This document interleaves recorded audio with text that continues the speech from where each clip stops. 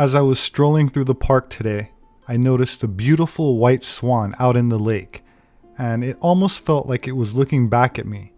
So I thought it wouldn't hurt to go out there and pay it a little visit to say hello, as it reminded me of the story of Leda and the swan from Greek mythology, where the god Zeus, in the form of a swan, seduces Leda on the same night she slept with her husband, who was king of Sparta. There's a lot of art created through the years depicting this myth, but in April 2012, an art gallery in London, England, was instructed by the police to remove a modern exhibit of Leda and the Swan, as it appears it violated some laws condemning violent pornography and is no longer permitted to be shown. That said, in Greek mythology, Leda was an Aetolian princess who became a Spartan queen and mother of Helen of Troy.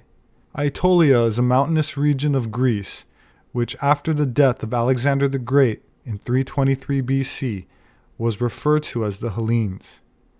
Now Helen of Troy is spelled with one L, and Hellenes has two L's.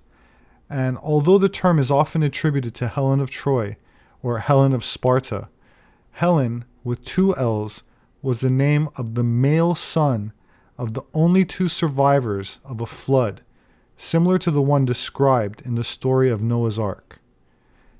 After the death of Alexander, some city-states came under Greek influence and were thus Hellenized, and the descendants of Helen were of a specific tribe, so the Hellenes were not necessarily ethnic Greeks as we know them today. This Hellenization spread, and its influence reached the Balkans, the Middle East, Central Asia, and parts of India and Pakistan. This era came to an end after Rome defeated Macedon in 168 BC, and truly ended in 31 BC when Octavian, who later became Augustus Caesar, defeated Mark Antony and Cleopatra and made Greece a part of the new Roman Empire. This ancient Greek flood myth comes to us from Ovid's work called Metamorphosis, and like the tales found in the Old Testament and the Epic of Gilgamesh, the flood is a punishment of humankind by the gods. Great flood tales appear in many different Greek and Roman documents. Hesiod's Theogony from the 8th century BC, Plato's Timeaus from the 5th century BC, Aristotle's Meteorology from the 4th century BC, and many others. Early Jewish and early Christian scholars believe that the various versions were all part of a single ancient flood that affected the Mediterranean region, and the various Noah characters refer to the same person, and his descendants and offspring were of the same tribe or race. In Ovid's tale, Jupiter, or Zeus, hears of the evil doings of humans and descends to earth to find out the truth for himself. Welcomed by the devout populace, his host prepares a feast for him, but then plots to kill him and serves up human flesh for dinner. Jupiter, or Zeus, returns to the Council of Gods, where he announces his intention to destroy the whole human race and every living creature on earth. He sends down a thunderbolt, destroying the house of his host, and turns him into a wolf. Jupiter invokes the flood waters, opening the waters of the sky and the sea together, and water covers the entire earth and wipes out every living creature. The rain and thunders lasted for 9 days and 9 nights, and the land was flooded. When Jupiter sees that all life has been extinguished except for one ideal, pious married couple, he sends the north wind to scatter the clouds and mist, and he calms the waters and the floods subside. This couple were also instructed to build an ark and end up settling on a mountain in central Greece, and the myth says that once they saw the extent of the destruction, their grief was so great that the tears kept pouring from their eyes. After offering a sacrifice to Zeus and throwing some stones down a hill, they eventually produce offspring to repopulate the earth that are not related to the gods.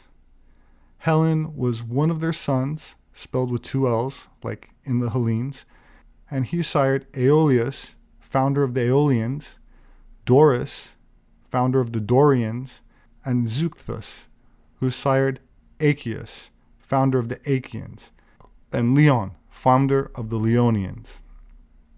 These are the four major tribes in which the Greeks divided themselves in the ancient world. It's important to note that Helen's grandfather was Prometheus, who had a conflict with Zeus and was tied up on the Caucasus Mountains. With that in mind, I'd like to play a short retelling of the Prometheus tale, which includes this Greek flood myth, from a book called Old Greek Stories by James Baldwin. In those very early times there was a man named Deucalion, and he was the son of Prometheus. He was only a common man, and not a Titan like his great father, and yet he was known far and wide for his good deeds and the uprightness of his life. His wife's name was Pyrrha, and she was one of the fairest of the daughters of men. After Jupiter had bound Prometheus on Mount Caucasus, and had sent diseases and cares into the world, men became very, very wicked. They no longer built houses and tended their flocks and lived together in peace, but every man was at war with his neighbor, and there was no law nor safety in all the land. Things were in much worse case now than they had been before Prometheus had come among men, and that was just what Jupiter wanted. But as the world became wickeder and wickeder every day, he began to grow weary of seeing so much bloodshed, and of hearing the cries of the oppressed and the poor. "These men," he said to his mighty company, "are nothing but a source of trouble. When they were good and happy, we felt afraid lest they should become greater than ourselves, and now they are so terribly wicked that we are in worse danger than before. There is only one thing to be done with them, and that is to destroy them, every one." So he sent a great rainstorm upon the earth, and it rained day and night for a long time. And the sea was filled to the brim, and the water ran over the land and covered first the plains, and then the forests, and then the hills. But men kept on fighting and robbing, even while the rain was pouring down and the sea was coming up over the land. No one but Deucalion, the son of Prometheus, was ready for such a storm. He had never joined in any of the wrong-doings of those around him, and had often told them that unless they left off their evil ways, there would be a day of reckoning in the end. Once every year he had gone to the land of the Caucasus to talk with his father, who was hanging chained to the mountain peak. "The day is coming," said Prometheus, "when Jupiter will send a flood to destroy mankind from the earth. Be sure that you are ready for it, my son." And so, when the rain began to fall, Deucalion drew from its shelter a boat, which he had built for just such a time. He called fair Pyrrha, his wife, and the two sat in the boat and were floated safely on the rising waters. Day and night, I cannot tell how long, the boat drifted hither and thither. The tops of the trees were hidden by the flood, and then the hills, and then the mountains. And Deucalion and Pyrrha could see nothing anywhere but water, water, water. And they knew that all the people in the land had been drowned. After a while the rain stopped falling, and the clouds cleared away, and the blue sky and the golden sun came out overhead. Then the water began to sink very fast and to run off the land towards the sea, and early the very next day the boat was drifted high upon a mountain called Parnassus, and Deucalion and Pyrrha stepped out upon the dry land. After that it was only a short time until the whole country was laid bare, and the trees shook their leafy branches in the wind, and the fields were carpeted with grass and flowers, more beautiful than in the days before the flood. But Deucalion and Pyrrha were very sad, for they knew that they were the only persons who were left alive in all the land. At last they started to walk down the mountainside towards the plain, wondering what would become of them now, all alone as they were in the wide world. While they were talking and trying to think what they should do, they heard a voice behind them. They turned and saw a noble young prince standing on one of the rocks above them. He was very tall, with blue eyes and yellow hair. There were wings on his shoes and on his cap, and in his hands he bore a staff with golden serpents twined around it. They knew at once that he was Mercury, the swift messenger of the mighty ones, and they waited to hear what he would say. "Is there anything that you wish?"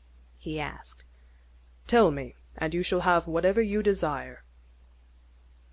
"We should like, above all things," said Deucalion, "to see this land full of people once more, for without neighbors and friends the world is a very lonely place indeed." "Go on down the mountain," said Mercury, "and as you go, cast the bones of your mother over your shoulders behind you." And with these words he leapt into the air and was seen no more. "What did he mean?" asked Pyrrha. "Surely I do not know," said Deucalion. "But let us think a moment. Who is our mother, if it is not the earth, from whom all living things have sprung?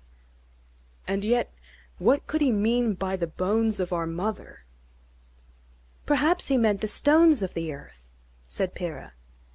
"Let us go on down the mountain, and as we go, let us pick up the stones in our path and throw them over our shoulders behind us." "It is rather a silly thing to do," said Deucalion, "and yet there can be no harm in it, and we shall see what will happen." And so they walked on, down the steep slope of Mount Parnassus, and as they walked they picked up the loose stones in their way and cast them over their shoulders.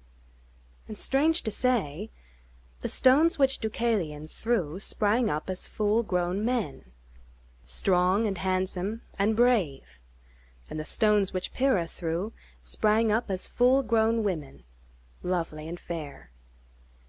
When at last they reached the plain they found themselves at the head of a noble company of human beings, all eager to serve them. So Deucalion became their king, and he set them in homes, and taught them how to till the ground, and how to do many useful things, and the land was filled with people who were happier and far better than those who had dwelt there before the flood. And they named the country Hellas, after Helen, the son of Deucalion and Pyrrha, and the people are to this day called Hellenes. But we call the country Greece. The Ogygian flood is so called because it occurred in the time of Ogyges, a mythical king of Attica, who some claim was the founder and king of Thebes. The Ogygian flood is said to have covered the whole world and was so devastating that Attica remained without kings until the reign of the first king of Athens. Plato argues that this flood had occurred 10,000 years before his time in his work called Laws, Book 3. And in his work Timaeus and in Critias, he describes the end of the Atlantean civilization with the great deluge of all, as having taken place 9,000 years before the time of Solon, making it during the 10th millennium BC, going on to say that many great deluges have taken place during the 9,000 years since Athens and Atlantis were preeminent. According to the Theogony of Bibliotheca, Prometheus molded men out of water and earth and gave them fire, which, unknown to Zeus, he had hidden in a stalk of fennel.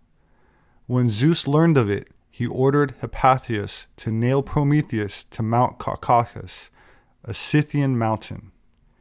According to Herodotus, the indigenous inhabitants of the Aegean Sea region were previously called Pelagians. Populations identified as Pelagian spoke languages that at the time Greeks identified as barbaric, a term which means bearded in Latin and several other languages, and in modern times is incorrectly defined as uncivilized. Keep in mind, the pharaohs of Egypt were depicted with beards. The Mesopotamian and Aryan kings had beards. The Chinese emperors had beards, as did the Vikings and Germanic people who overthrew the Roman Empire. They had beards. The term Berber was also applied to the Amazigh, the native Caucasian people of North Africa, and while it is considered derogatory, its origins comes from an ancient vow of celibacy, in which biomagnetic energy was harnessed and transmuted into spiritual vitality and strength. This concept is retained in the biblical Samson story, and the reason why he loses his power by sleeping with Delilah, who symbolically cuts his hair. It is also why in ancient times virgin girls would have long hair, and a woman that committed sin or adultery would have her hair cut to shame her, as not cutting hair was related to this vow back when people understood the secrets of internal alchemy. Greek was the name given by Romans to the people who called themselves the Hellenes, but the etymology of Helen is unknown. Some propose it comes from a derivation of a word for torch, such as the one Prometheus is famous for. The name Helen means shining light in Greek, or the bright one, and the German word hell can also be translated as bright or light. The word Illuminati is used by a sect that claims to possess special enlightenment or knowledge of something, and derives from Latin meaning enlightened. While most believe this word and concept started with the sect formed by Adam Weishaupt, Jacob Frank, and financed by the Rothschilds in 1776, its roots can be traced back much farther into history and even prehistory, before the myths of Prometheus and even Lucifer, which means light bearer in Latin. So, what was the crime that Prometheus committed that angered the gods and caused Zeus to tie him to a cliff on a mountain? Prometheus decided to make man like the gods by lighting a torch from the sun and bringing it back to man.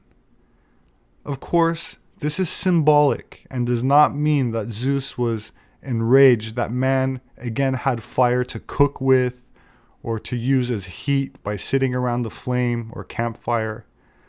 In alchemy, fire is represented by a triangle and is associated with the color red, as is the root chakra in Tantra and early traditions of Hinduism, and is also a color associated with the Phoenicians, which comes from a word meaning red in Greek. Prometheus, the fire-bringer, is credited with bringing mankind divine knowledge and enlightenment, which does not come from reading books, but is a form of gnosis, and used to describe an understanding of spiritual mysteries derived from an altered state of consciousness. Prometheus is a trickster god, which in mythology means a character that has secret knowledge and disobeys the rules, or shows some sort of defiance. In the Garden of Eden story of the Bible, the serpent plays the role of the trickster, who also defies God's instructions to not eat of the forbidden fruit, which, like fire, is also symbolic. Most modern interpretations associate the serpent with Lucifer, a prince of darkness, the chief architect of evil. The reality is that before the 17th century, Lucifer had never been a name of the devil. One of the early popes of Rome bore that name, and there was even a Christian sect in the 4th century which was called the Luciferians. The name Lucifer is not in the Hebrew Bible. It was introduced into translations of the Bible, and this minor change had massive impacts on the interpretation of Christian doctrine, and the now widespread misunderstanding of the name Lucifer. Lucifer, the carrier of the light, is the equivalent to the Greek Prometheus, who brings the fire of enlightenment to humanity, yet is punished for this act. The fall of Lucifer symbolizes how, because of certain mistakes, the divine fire within us has fallen into degeneration. More ancient and esoteric interpretations of the same story, much of which has been withheld, left out, or removed from modern Bibles, explains that, like Prometheus, the snake was trying to bring enlightenment and inner knowledge to Adam and Eve by telling them that God said not to eat the fruit, but it was okay to touch the fruit. Of course, Adam and Eve did not listen and were expelled from the garden. I've included some links in the description to prior videos I made that elaborate on the symbolism associated with the Garden of Eden for those that are interested. Their sin, stemming from eating of the forbidden fruit, was an act linked to the carnal acts. The word sin itself stems from an ancient god of the moon in Mesopotamian religions of Sumer, Akkad, Assyria, and Babylon, which comes down to us in the biblical Sem. In other words, the god of the Greeks called Zeus is called Jupiter by the Romans, and Jupiter is associated with Japheth in the Bible, a son of Noah who all Indo-Europeans or Aryans are said to be descended from. That said, Sem is another son of Noah from who the Babylonians are descended from, where we get the term Semites from, including Jews, and is associated with Sin, the moon god. We see this esoteric presence clearly in Islam. For instance, the crescent moon and five-pointed star found in Islamic symbolism owes its origin to the appearance of the crescent moon and star, which is his consort Venus in Mesopotamian iconography. Here, the crescent moon represents sin, and the pentagram represents the goddess Inanna, Ishtar, or the planet Venus. In English, the word sin can be defined as guilt, crime, or offense against God. To commit sin means to transgress, to be found guilty of. To live in sin means to cohabit without marriage.